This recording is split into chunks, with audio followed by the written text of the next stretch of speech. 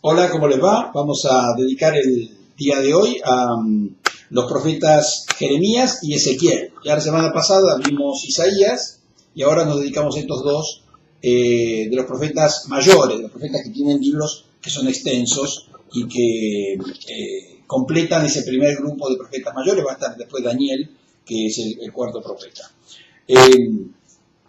Empecemos por Jeremías. Jeremías es un profeta que desarrolla su ministerio en la transición entre el final de la monarquía israelita, con la caída de Jerusalén y la destrucción de la monarquía, y probablemente el comienzo del destierro, aunque suponemos que Jeremías no llegó a ser desterrado. La sospecha es que Jeremías huyó a Egipto y habría fallecido allí porque no tenemos más información. Ahora, Jeremías era un profeta que vivió en la época del rey Josías. El rey Josías fue, de todos los reyes, después de Saúl, David y Salomón, fue el rey más apreciado en la historia de Israel, porque produjo una reforma religiosa. Él quería reformar la religión israelita porque había muchos ídolos y altares y qué sé yo. Entonces, produce esa reforma. Y entonces es muy valorable su gestión.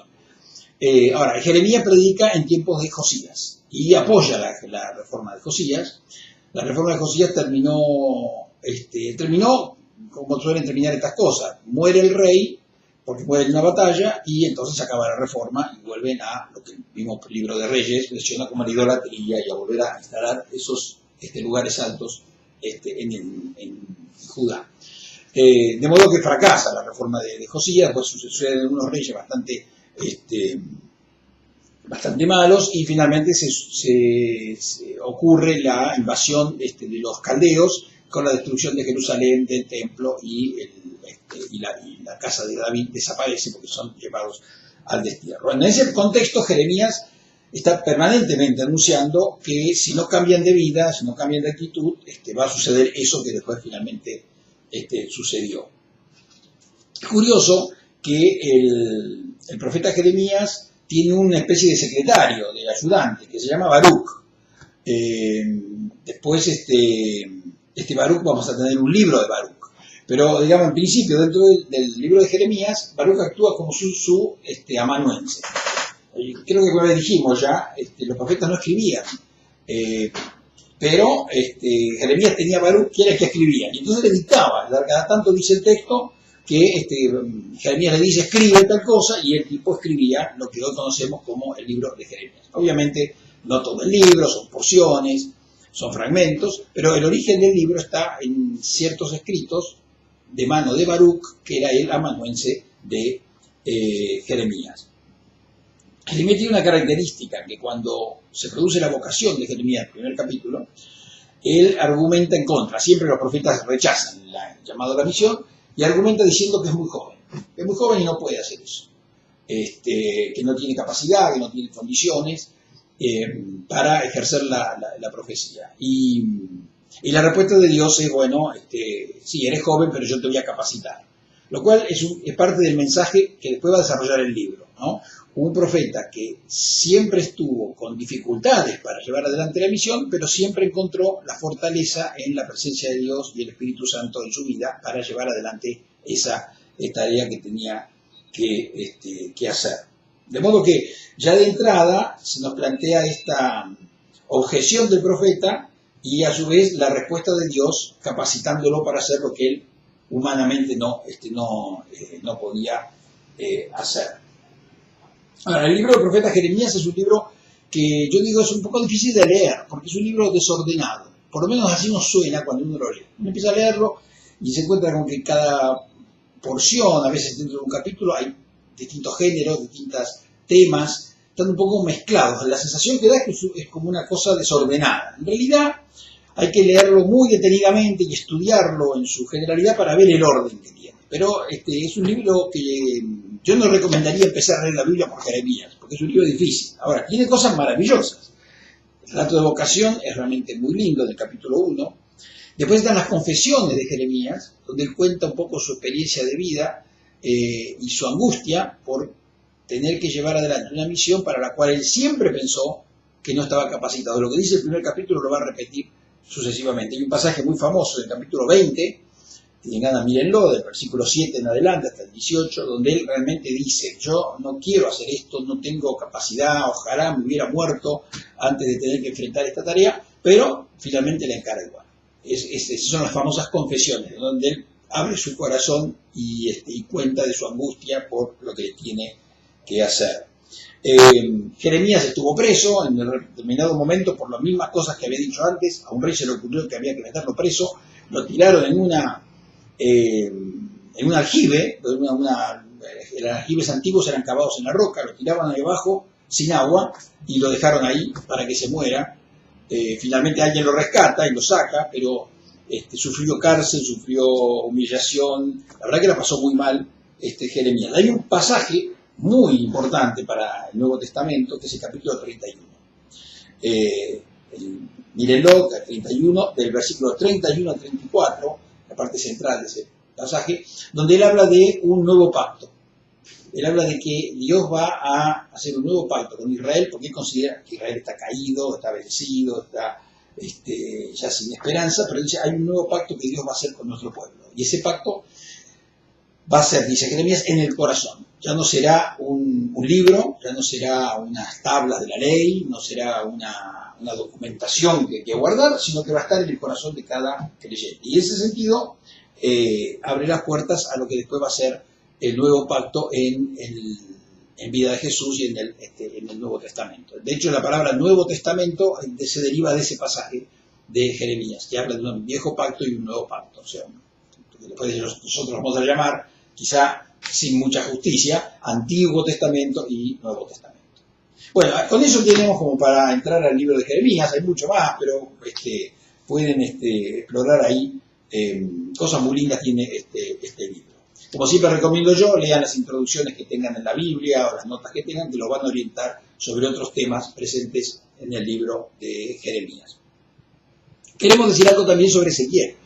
Ezequiel es un profeta, el nombre Ezequiel es un nombre teofórico, es decir, tiene el nombre de Dios metido adentro. Todos los nombres hebreos que tenían él significa Dios, son teofóricos. Entonces Ezequiel significa Dios fortalece, Dios da fuerza.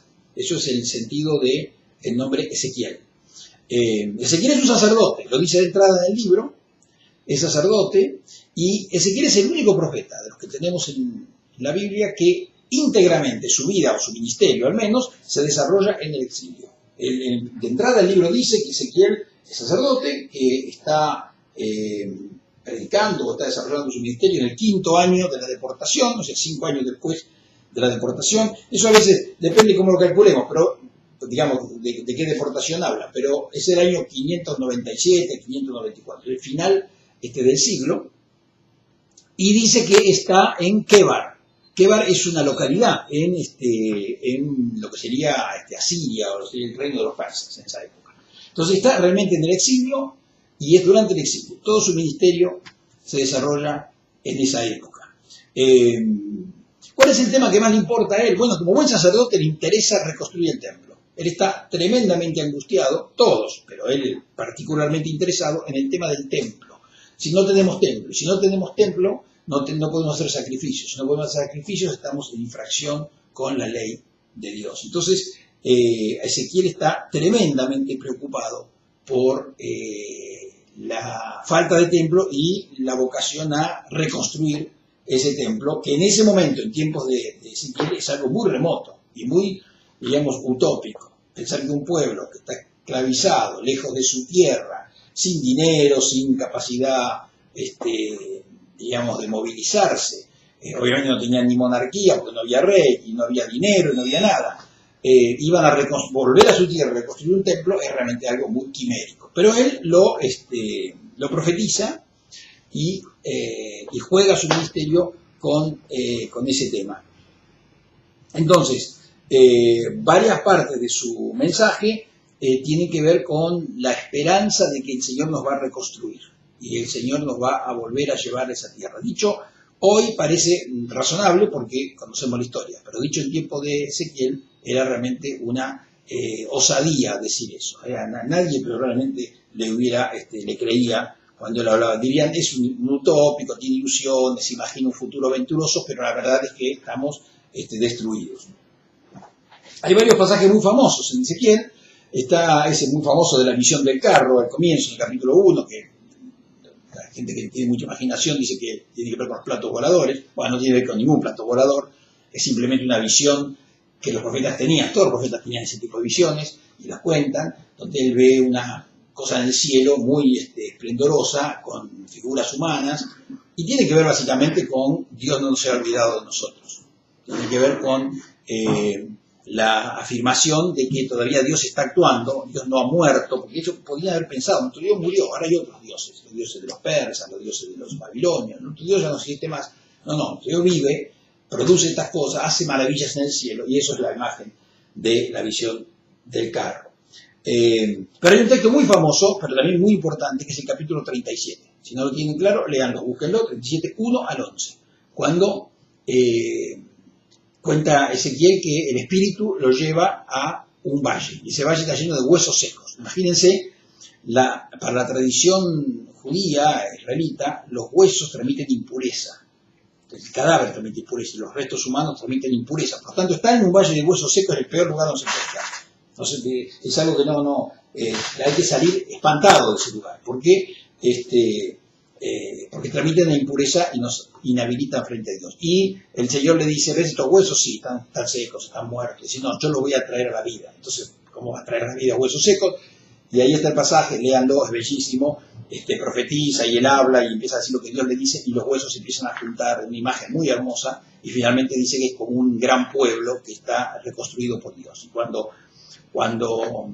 Dios le pregunta el profeta dice, ¿qué ven ustedes? Al pueblo de Israel le dice, bueno, ustedes eran como huesos secos y Dios los va a traer de nuevo a la vida. Ese es el mensaje, digamos, central del libro de Ezequiel, bellísimo y muy rico. De nuevo, busquen en las introducciones en la Biblia y notas que tengan, van a ver que ahí les va a orientar sobre cómo entrar a este profeta tan importante del Antiguo Testamento. Bueno, muchas gracias.